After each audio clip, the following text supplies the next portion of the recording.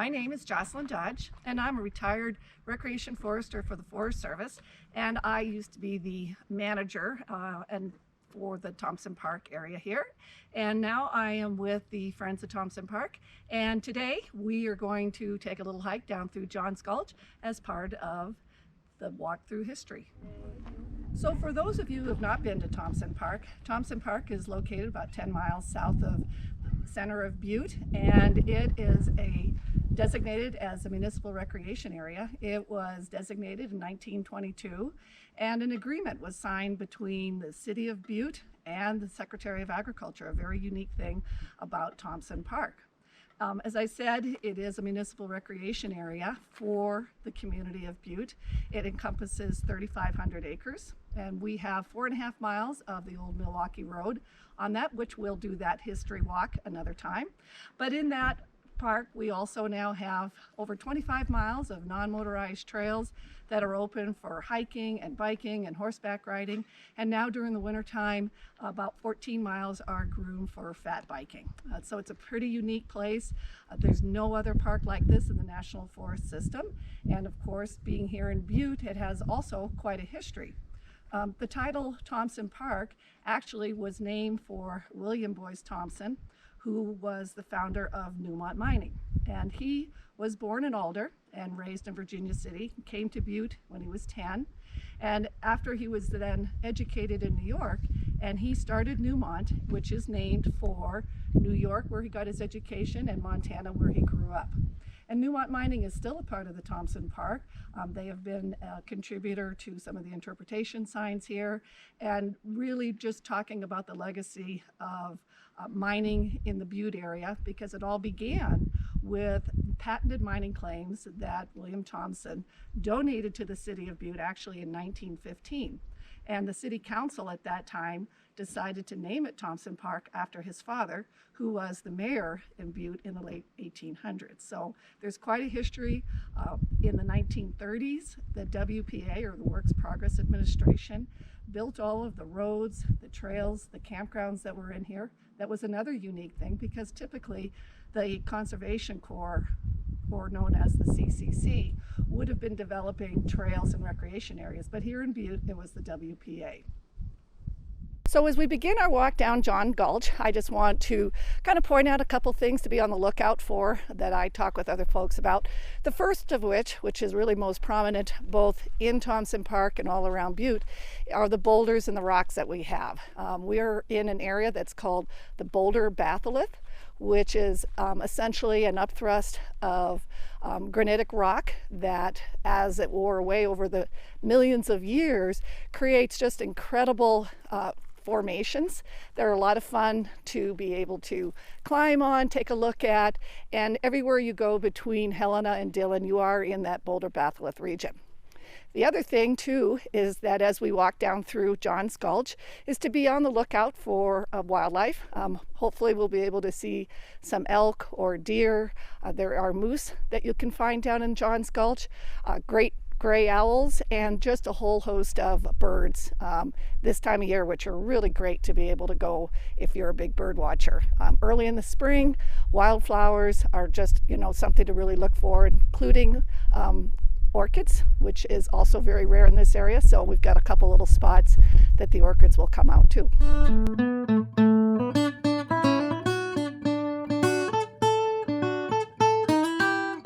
So all of the trails in Thompson Park really were named off of an old 1938 survey map that we found at the office. So I named, most of these trails are named after creeks or a potential landmark area. The trails that take off from the Milwaukee Road were actually named after the railroad bosses who were responsible and heading up the big crews that were constructing the Milwaukee Road. One of the things that you'll notice is we will be walking down below the Milwaukee Road. We do have some other trails that come off of this trail that will access the road. So there's really a lot of great loop opportunities. But today we're going to do about 1.75 miles on Johns Gulch. So let's go. So as we walk down this trail, we're actually on a piece of Butte-Silver property. Butte-Silver got one of the mining claims up through here in back taxes. So they really have some ownership stake into this besides being primarily on the Beaverhead Deer Lodge National Forest. And the trails in here were also developed through a grant from the Natural Resource Damage Program, the Recreation Trails Program, through the state highway federal dollars, and all constructed with volunteers from the Backcountry Horsemen, Highland Cycling Club, and the AmeriCorps St. Louis, who spent almost 5 years out here helping to construct or reconstruct many of the trails in here that you can see in Thompson Park. One of the things that you're going to notice through Johns Gulch and many of the other trails in Thompson Park are a lot of the dead trees. In the early 1990s, we had an epidemic of mountain pine beetle, which attacks lodgepole pine. They're a small beetle that bores into the cambium layer of lodgepole pine. They will lay their eggs in July, and then over the course of the winter, those insects will eat off of the cambium layer, and then in July the following year, they will fly out. And it's pretty impressive because how it works is that there will be these, if you want to call them for nothing less, these searcher beetles that go out to find a host tree, and then they put out a pheromone that essentially says, we've got a tree that's open and welcoming. And when the beetles go in and bore through those tree trunks, at that point, when for whatever reason they determine it's full, another pheromone goes out, says the tree is full, and they go find another host tree. Some trees can get almost 1,000 beetles that will lay their eggs, and then up to 10,000 beetles will then fly out the next year. So over the course of several years, since Thompson Park is about 80% lodgepole pine, and the other trees that we have in here are Douglas fir, spruce, and aspen, we lost probably 95% of all the lodgepole pine.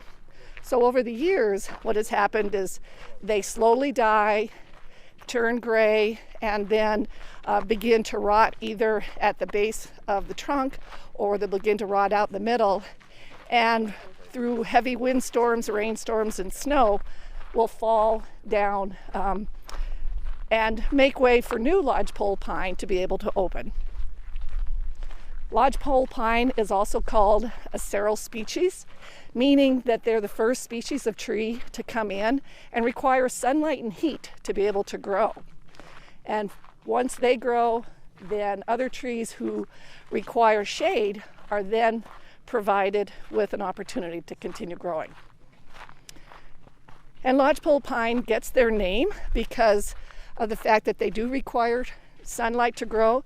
As the branches underneath are shaded, they tend to fall off.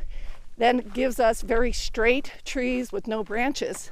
And Native Americans then use those trees for building their teepees, hence the name lodgepole pine. So at one point, Thompson Park was used, prior to being designated as a park, for a lot of the timber was used for supporting the mines in Butte. After it was designated as a park, later on in the 1930s or 40s, I believe, it was actually withdrawn from any mineral activity. So Thompson Park is protected to the future from any type of mining activity, which ensures that we will always have this area for recreation use, period. So as we're walking around John Gulch in June of 2020, we had a massive windstorm which uprooted not only a lot of the dead trees, but a lot of the live trees. Many of the tree species like spruce are very shallow rooted. They don't have a tap root like a lodgepole pine. So they become very susceptible to be wind thrown. Plus we have more moisture in June, which makes those soils a little bit more unstable. Okay, what we're looking at here is lupin. It's a very common, very pretty native species to Montana. And lupin, depending on where you're at within Thompson Park, can start to bloom anytime in late to early July and continue through August. Here in Johns Gulch, because we're a little bit wetter and we're a little bit cooler, a lot of the wildflowers will continue to bloom through August, where other areas, such as up on Grading Camp, they've already gone by.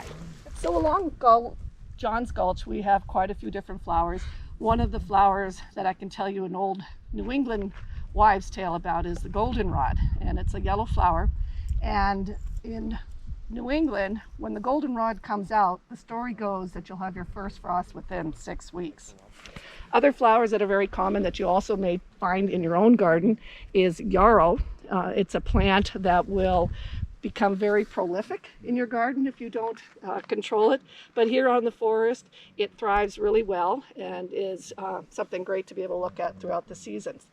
Other flowers that are beginning to go by that are really fun to look at are pussy toes. When you look at them before they've really come out into their fluff, they look like the pads of your cat. So if you turned your cat's pads over and come out and look at these plants, you're going to see there's quite a similarity. Also, we're looking at kinnick down in here. We have Oregon grape. That is down in here. Kinnick and Oregon grape. There's going to be some better examples. We have wild strawberry in here.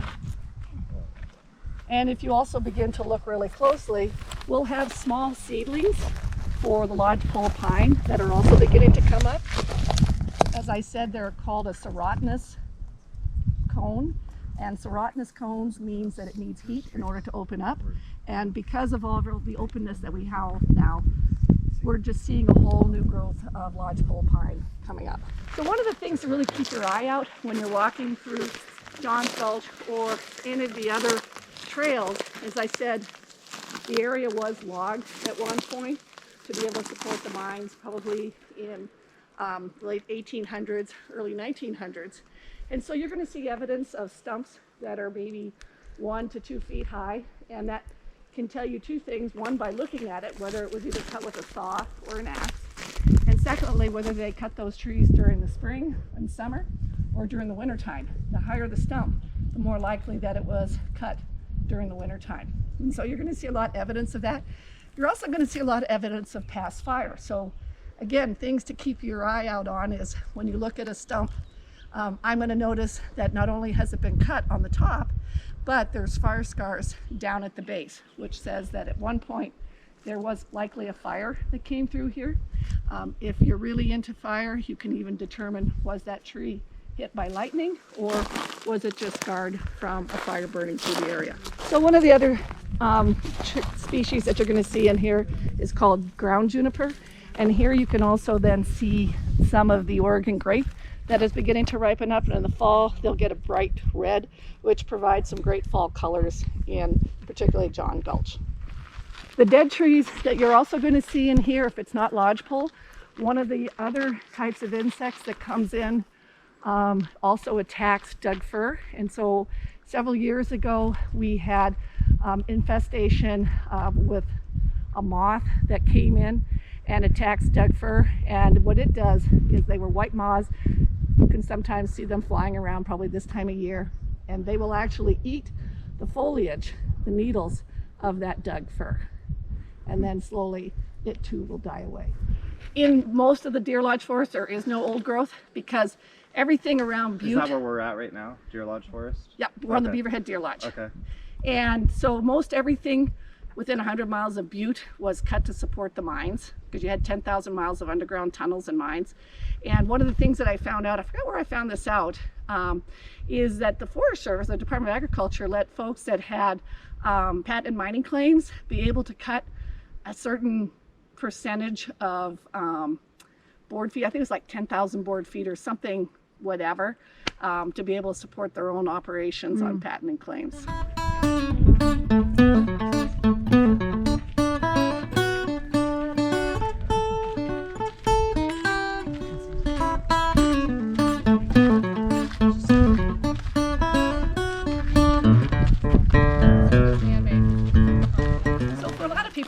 A lot of folks may want to be a little detective on, how to look at the past history of the area. And again, when I was talking about many of these trees were either cut by axe or by saw, you can start to look at the tops of this.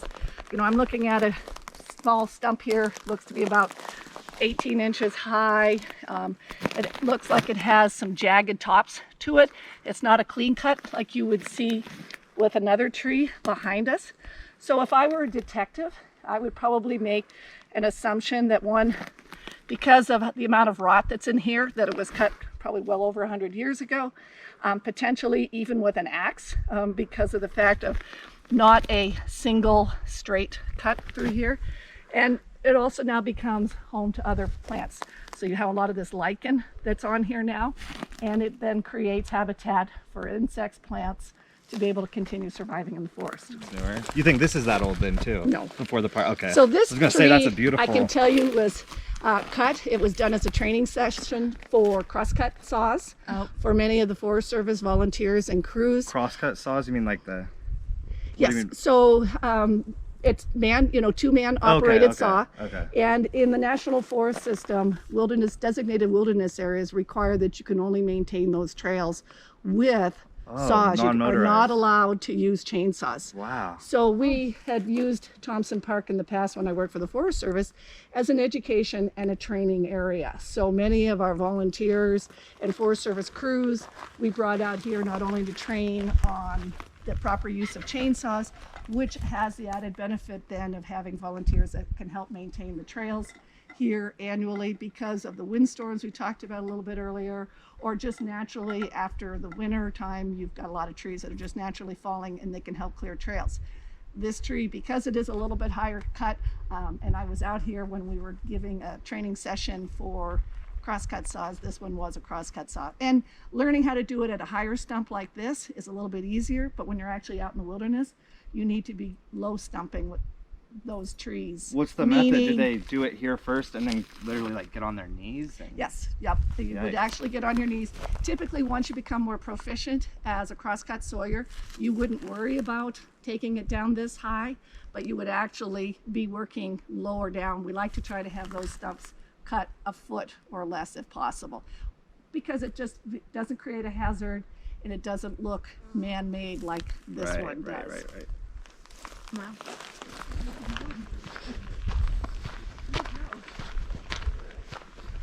So one of the other really cool flowers in Thompson Park is wild geranium. It will come out typically in earlier July. If you're up around the Sagebrush Flats area and go out on the oval loop over there, you'll see quite a bit of this in the summer, along with Indian paintbrush. So it makes it really colorful, really enjoyable. And this little guy is still trucking along. So here we've come to another junction, another decision point. You know, one of the nice things about Thompson Park is that there's lots of ways to make loops. There's lots of ways that if you need to get back for any way, you can always get back.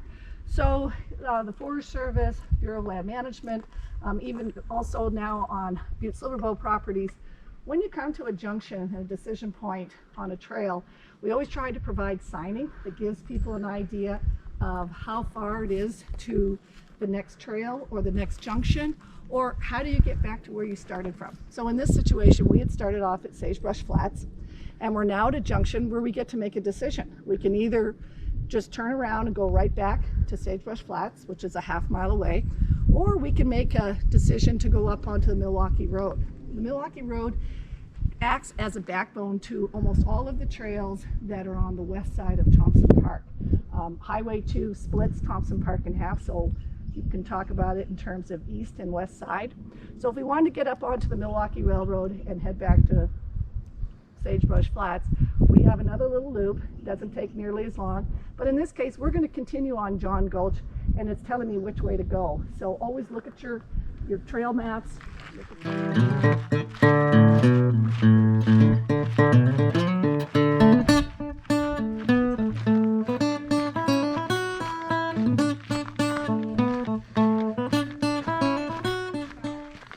So here we are at what I would call the toe of the Milwaukee Road. And again, you really want to pay attention because there's a lot of things that you can find along this trail. This particular area, there's two old pieces of culvert that were brought in when they were constructing the Milwaukee Road, obviously not used, and you never took it back out. It's a lot easier to leave it here. So you can tell that it's cement because of the rebar that act as the spine and framing for it. And over time, the cement through the weathering has just disintegrated and become part of the earth again. So here we can see another couple, actually almost looks like one or two other culverts.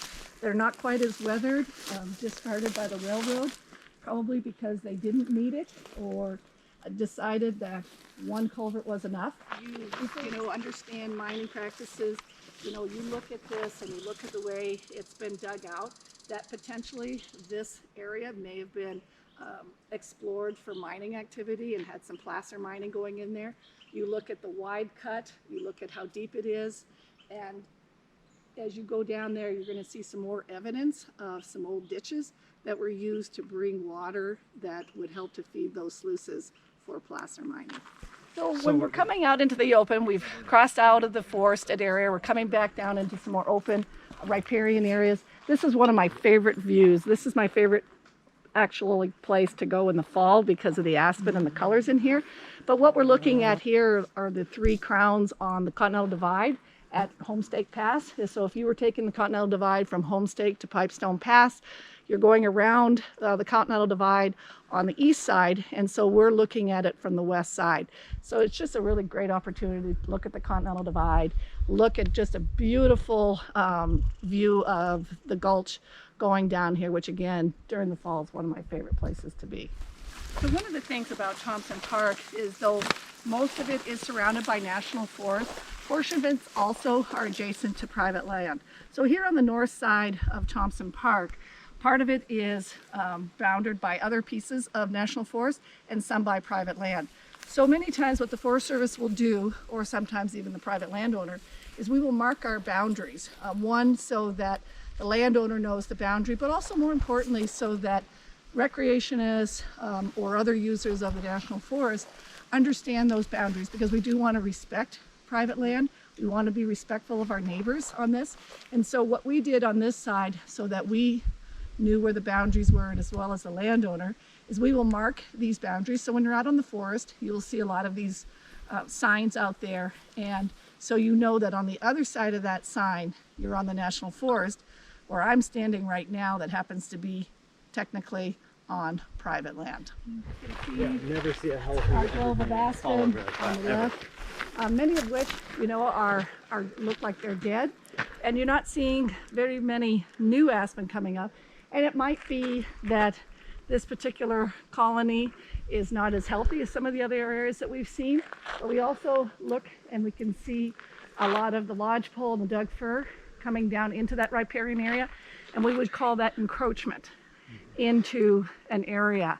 And what that does is again start to change the habitat of that particular area and the types of plant and animal species that will come to like this area. So here we are at another junction, and this is at a point where we made the decision whether to go around John's Gulch in a clockwise or a counterclockwise direction.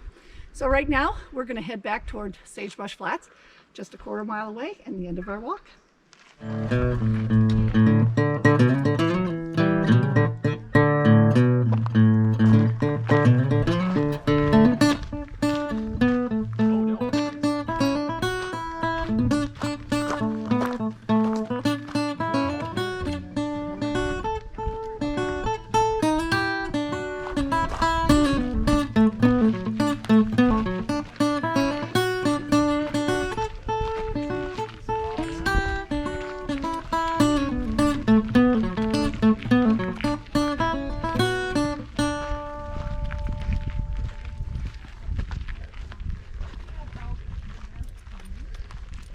So we've come to the end of our little tour on John Gulch. I hope you guys have enjoyed it, maybe learned a couple tidbits, little facts and little known facts, and really invite you all here again. And if you've got questions about Thompson Park, you can call Parks and Recreation at 497-6535. Or if you want information on how you can be a friend of Thompson Park, check us out on Facebook. We are a local volunteer group who is made up of hikers and bikers and horse folks, general picnickers, and anyone who's got an interest in Thompson Park. We've got lots of activities that we've got planned for the next year, and so we invite you back. Hope you enjoyed your time here, and we look forward to bringing you on another trail in Thompson Park. Have a great day.